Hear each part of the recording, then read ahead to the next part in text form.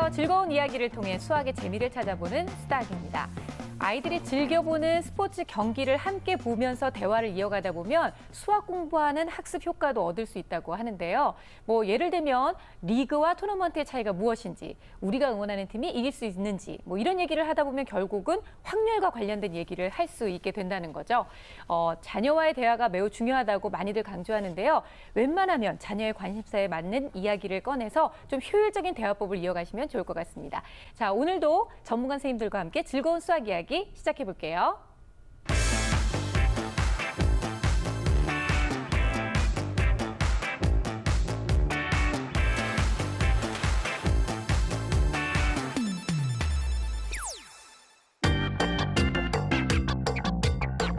문제가 뭡니까? 내주기 논리가.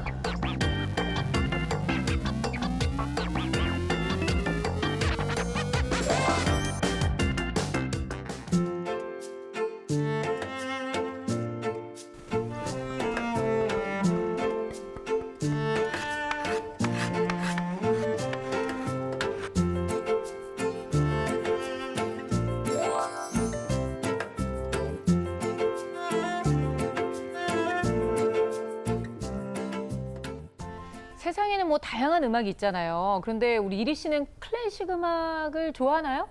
딱 봐도 좋아하게 생겼잖아요. 그러니까 누구나 네. 이렇게 의외성이라는 게 아니, 있어요. 얼굴 자체가 클래식이잖아요. 그렇네요. 진짜 얼굴이 클래식하네요. 클래식하게 생겼잖아요. 네, 어떤 종류의 음악들을 좋아하세요? 클래식 중에서도 내가 좋아하는 음악? 특히 제가 자주 듣고 좋아하는 노래가 이제 엘리제를 위하여. 네. 그 청소차 후진할 때 띠리리리리리리리리리리. 아, 네, 굉장히 그렇죠. 그거 들으면 첫사랑 생각도 나고 많은 생각이 듣게 되는데 일부 찾아 듣진 않고 네. 이렇게 이제 돌발적으로 가끔씩 얻어서 듣습니다. 어쩌다 들릴 때. 네네. 네, 네. 괜찮습니다. 근데 사실 우리 중에서 그 민성원 선생님께서 클래식 음악을 굉장히 즐겨 듣는다는 얘기를 하셨던 기억이 나서요. 연주회도 좀 자주 가시나요, 선생님? 예, 자주 가는 편이고요. 그 카라얀이라고 아시죠? 네. 한국에 딱 한 번 왔거든요.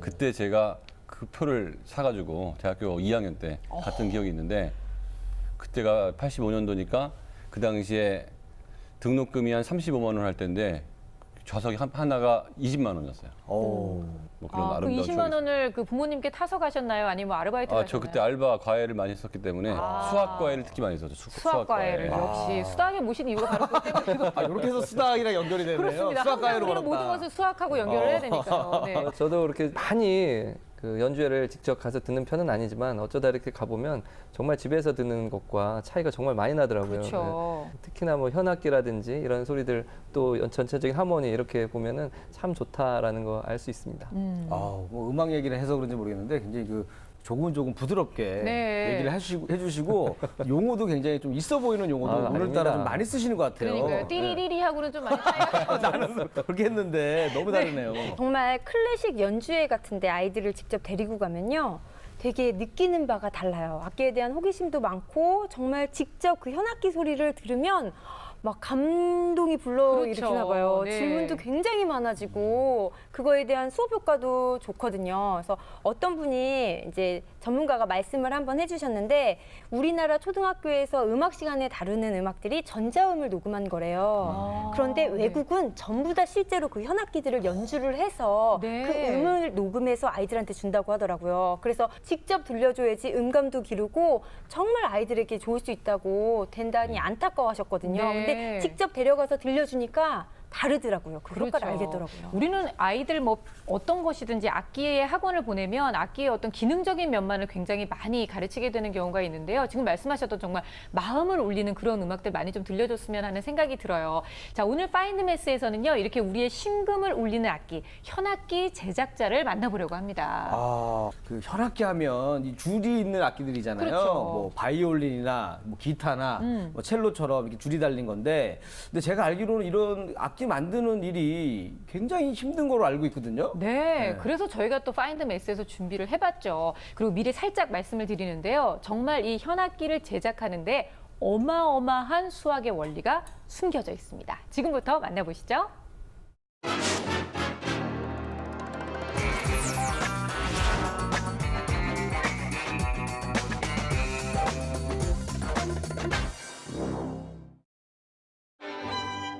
연주자들은 자신의 감정과 느낌을 청중들에게 표현하고자 노력합니다.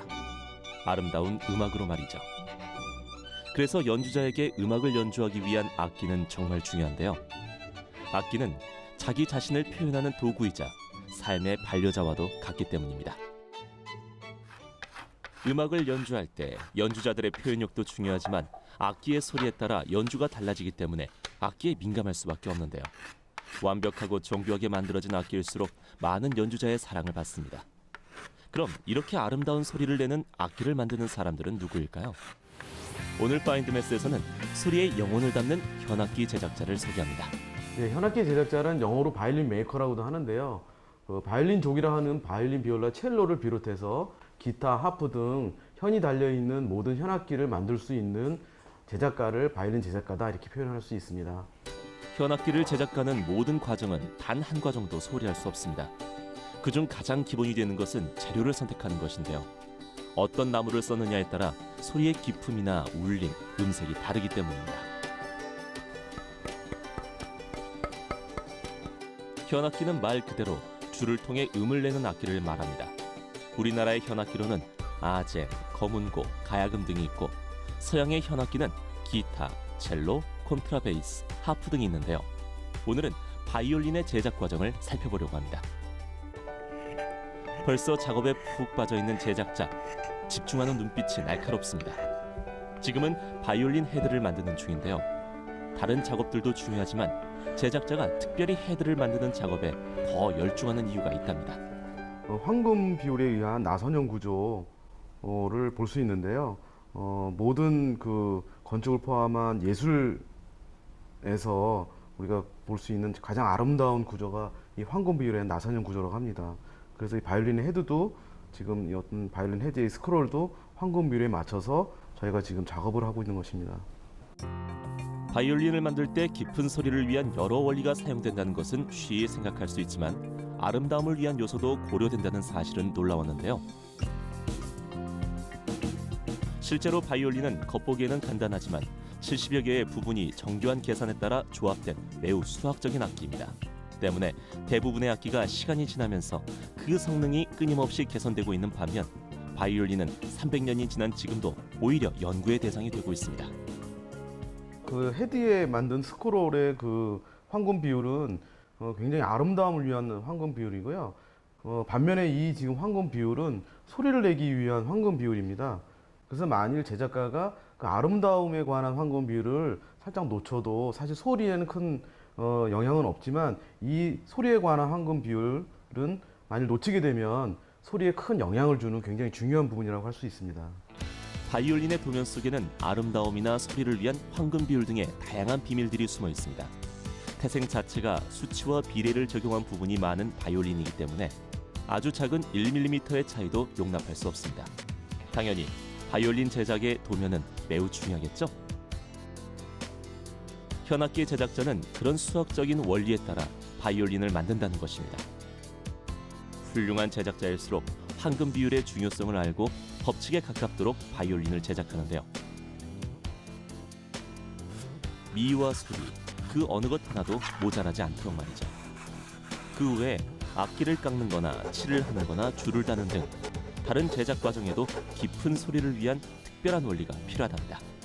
이 안에 어떤 수학적인 비율이라든가 그러 있는 절대적으로 놓치면 안 되는 그런 것들이 있습니다. 예를 들자면 몸통의 바디에서 저희가 비율적으로 위에서부터 중간에 있는 브릿지까지와 다시 브릿지에서 밑에 있는까지의 거리를 4대 3의 비율로 맞춘다든가 결국에는 현의 그 길이를 맞추기 위해서 앞판의 브릿지까지의 길이와 그다음에 넥 길이까지를 완성을 하면 결국 저희가 현의 울림을 위한 현의 길이를 이제 완성을 할 수 있는 것입니다. 가장 먼저 현의 길이는 넥의 길이와 브릿지까지의 길이, 그리고 브릿지의 높이에 관한 피타고라스의 정리에 의해 정해집니다. 정말 신기한 것은 피타고라스 정리에 의해 구해진 계산값, 즉 브릿지가 부착되어야 할 부분에서 조금이라도 다르게 브릿지를 부착한다면 바이올린은 제대로 된 소리를 내지 못한다는 사실. 또한 지판의 길이가 현의 길이의 6분의 5이고 브릿지와 줄거리 간의 간격은 현의 길이의 6분의 1이 된다는 것은 매우 흥미로운 수학의 원리입니다. 결국 이 바이올린에서에 있는 이 음정이라는 것은 피타고라스가 정의했던 현의 길이와 밀접한 관계가 있는데요. 그것은 예를 들어서 4번 선 솔의 경우에는 중심인 2분의 1 위치는 솔의 옥타브 음이 나게 되고요. 그 다음에 2분의 3 위치에서는 솔의 5도 화음인 도 음이 납니다. 결국 이런 것은 피타고라스가 말했던 현의 길이에 반비례하고 그 다음에 주파수라고 하는 진동수에 비례한다는 것을 의미하는 것입니다. 바이올린의 명장 스트라디바리나 아마티, 과르네리 등이 만든 악기는 수백 년이 지난 지금에도 끊임없이 사랑을 받고 있습니다. 그들의 악기에는 완벽한 황금 비율과 피타고라스의 정리가 숨어 있는데요. 이처럼 훌륭한 제작자는 수학 원리를 기반으로 오랫동안 많은 사람들에게 감동을 주는 악기를 만들어냅니다. 오늘 파인드 매스에서는 악기의 혼을 담는 사람들, 현악기 제작자를 만나봤습니다. 우리가 보통 뭐 장인 이런 얘기를 하는데요. 바로 저런 분을 두고 하는 얘기구나라는 거를 느낄 수 있었어요. 선생님들께서는 보고 좀 어떠셨나요? 아우 정말 유익한 수다의 파인드 매스입니다. 보통 현악기 하면 줄의 길이에 따라 뭐 소리가 좀 달라지지 않겠는가 요 정도만 생각을 하잖아요. 네. 근데 악기를 만드는 그 형태에도 수학적인 황금 비율이라던가 비례 같은 수학적 원리가 적용돼서 만든다는 사실을 알고 있으면서도 그렇게 전문가가 실제로 보여주면서 들으니까 참 좋더라고요. 그렇죠. 네, 놀라운 방송입니다. 제가 인상적이었던 것은 사실 그 악기의 어떤 디자인적인 요소에 황금 비율이 들어가 있다는 거 아마 많이들 알고 계실 텐데, 근데 특히나 더 인상적이었던 부분은 디자인적인 요소가 아니라 이 소리를 내기 위해서, 바이올린의 소리를 제대로 내기 위해서는 이 비율을 지켜야 되는 비율이 있다는 그렇죠. 것, 거기에 또 황금 비율이 들어가 있다는 것, 그런 것 안에 바로 수학적 원리가 숨어져 있다는 것. 이 제작자분들은 분명히 이 수학이나 이 과학에 대한 연구를 깊게 안 하실 수가 없을 겁니다. 네. 특히 이제 그 악기 중에서 이 스트라디바리우스, 바디우스가 아니라 바리우스. 바리우스. 네네. 발음이 어려워요. 다시 한번 해볼까요? 스트라디바리우스. 보고 할게요. 스트라디바리우스. 바리우스입니다. 바리우스인데 왜 안 해오냐면은 네네. 악기가 너무 비싸. 그래요. 알아도 사지를 못해요. 최근에 제가 신문을 보니까 이분이 옛날에 만들었던 그 악기가 네. 바이올린이 172억 원에 낙찰이 됐다고 합니다. 얼마요? 172억. 172억 원이라고. 이게 누가 만드냐에 따라서 정말 이렇게 가격이 달라질 수 있는 건가요? 예, 정말 놀라운 가격이라서 저도 깜짝 놀랐는데요. 그러니까 이렇게 장인이라고 불리울 수 있는 분들이 만드는 제품에는 그 아무래도 특별한 무언가가 있겠죠. 네. 특히나 이제 이분들이 만들 때 뭐 칠하는 횟수, 그리고 뭐 악력, 뭐 구울 때, 뭐 혹은 말릴 때, 즉 건조할 때 이 나무가 사실 이게 습기가 있으니까 이 틀어질 수도 있거든요. 그렇죠. 이런 것에 따라서 이 소리에 미세한 차이가 생기기 때문에 정말 이 장인분들은 그런 것들을 조심하면서 소리를 제대로 내는 그런 악기를, 즉 명품 악기를 만드시는 거겠죠.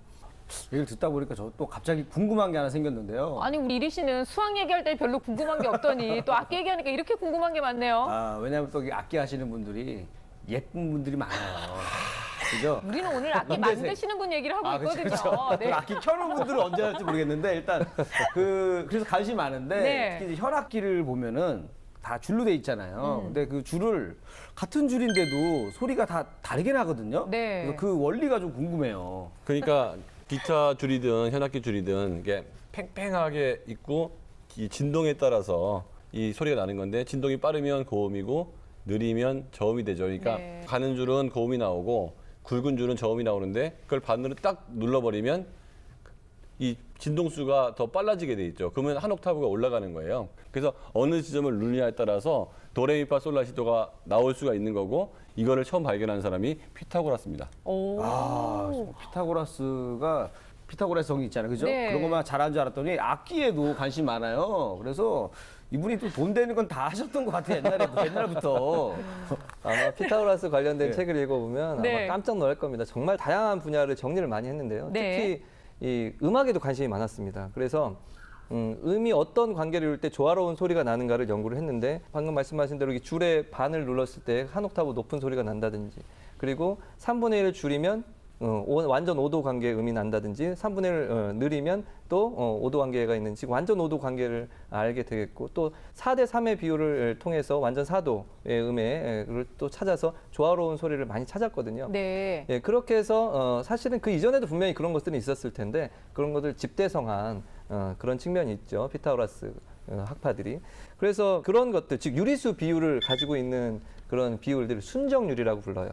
그렇게 해서 이런 것들을 찾았었는데 지금은 그 순정률을 보통 쓰지는 않고요. 네. 평균율이라고 그래가지고 무리수 비율을 사용합니다. 즉 12 반음을 하잖아요. 그래서 12개의 반음이 올라가면 한 옥타브가 올라가는 이런 음계를 쓰는데 이런 것들을 평균율, 즉 그때는 무리수 비율을 쓰게 됩니다. 네. 이런 것들이 있죠. 네, 왠지 저 세 분만 이해하고 우리들은 모르는 것 같은 느낌이 저 들어요. 마치 뭐냐면은 그 자동차에 있는 그 인형 있잖아요. 계속 고개 끄덕거리는 그처럼 그냥 아무 생각 없이 이렇게 하고 있었어요. 네네. 그런데 이런 원리가 되게 중요하고 재미있는 게 학교에서도 이런 원리를 이용한 수업들이 이용하고 있거든요. 그러니까 대표적인 게 현악기 만들기예요. 예전에 현악기 만들기 하면 뭐 음악 시간이나 미술 시간을 떠올렸는데 요즘은 과학 시간과 수학 시간에 실제 정규 과정에 편성이 돼서 현악기 만들기가 이루어지고 있거든요. 뭐 예를 들면 이렇게 울림통을 지칭하는 곽티슈 빈깍 이렇게 구멍이 뚫린 거기에 뭐 연필을 2개 꽂고 고무줄을 연결을 하는 거예요. 그래서 이 고무줄의 간격, 굵기, 팽팽한 정도, 그 튕기는 정도에 따라 소리가 다 다르게 나거든요. 아이들이 직접 체험해보고 그걸 기록하고 수치화시키고 통계를 내고 그래프를 그리고 이러면서 최적의 현의 길이와 간격을 찾고 이러거든요. 네. 이게 과학 수업과 수학 수업 시간에 이루어집니다. 그러니까 수학적인 원리가 반드시 필요한 활동인 거죠. 네. 실제로 이런 원리를 이용해서 수능 문제도 출제된 적이 있었어요. 정말요? 1999년도 수능 23번 문이과 공통 문제였는데요. 이게 등비수열에 관련된 문제거든요. 예, 이게 바로 아까 말씀드린 평균율에 네. 관련된 내용이거든요. 이렇게 수학과 음악의 관계가 깊다라는 것을 수능 문제에서도 알 수 있었죠. 네, 오늘 뭐 파인드 매스를 통해서도 관련 직업에 대해서 장래 나 이런 직업을 한번 가져봐야 되겠다 생각하는 친구들이 많을 것 같은데요. 어떤 공부를 하면 되나요? 일단 뭐 전공은 뭐 음악 관련된 전공을 할 수도 있고 그 조각 관련된 전공을 할 수도 있고 네. 하지만 뭐 수학적 사고력이 기본적으로 바탕이 되어 있어야 될 것 같고요. 근데 좀 불행한 거는 한국에서 정규 과정에서 현악기를 만드는 것을 가르치는 것은 없다고 그러고요. 그래서 많은 사람들이 외국 나가서 네. 이 기술을 배워오고 있다고 하는데 그래도 가능성은 뭐냐면 지금 주니어들이 즉 초등학생, 중학생들이 거의 전 세계를 다 한국 아이들이 휩쓸고 있거든요. 성악이든 현악이든 피아노든. 그래서 한국 아이들이 그렇게 잘 하고 있다는 거는 한국이 이런 시장이 굉장히 커질 수 있기 때문에 그렇죠. 지금은 외국 나와서 배워오지만 좀 지나고 나면 그런 굉장히 많은 음악을 도전했던 친구들 중에서 악기를 제작하고 싶은 사람들이 분명히 나올 거고 향후에는 한국이 현악기 제작에 굉장히 중요한 거점이 될 거라고 저는 판단합니다. 네, 자 오늘 파인드 매스에서는요 아름다운 소리로 사람의 마음을 울리는 현악기 제작자에 대해서 알아봤습니다. 정말 이렇게 그 음악 속에도 그리고 현악기 안에도 어마어마한 수학의 원리가 숨어 있다는 사실이 너무나 놀랍죠. 자 파인드 매스 다음 주에도 많이 기대해 주세요.